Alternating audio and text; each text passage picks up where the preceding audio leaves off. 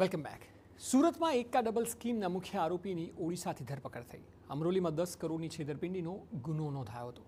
8 વર્ષથી ફરાર હતો ઠગબાજ ઋષિયા લોકનાથ ગૌડા. 12% જેટલા વ્યાજની લોભામણી જાહેરાત આપતો હતો ઠગબાજ.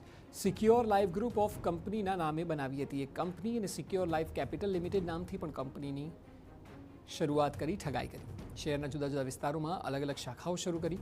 આરોપી કંપનીના એમડી, મેનેજર અને ડિરેક્ટર પદે કાર્યરત હતો. ઉલ્લેખનીય છે કે ઠગબાજ આરોપી અલગ અલગ શાખાઓમાં એજન્ટો ઊભા કર્યા હતા, જે એજન્ટો દ્વારા અનેક લોકોને લોભામણી સ્કીમ બતાવી કરોડોનું રોકાણ કરાવી ડેઇલી, મંથલી અને ફિક્સ ડિપોઝિટ સ્કીમોથી લોકોને ઠગવામાં આવ્યા.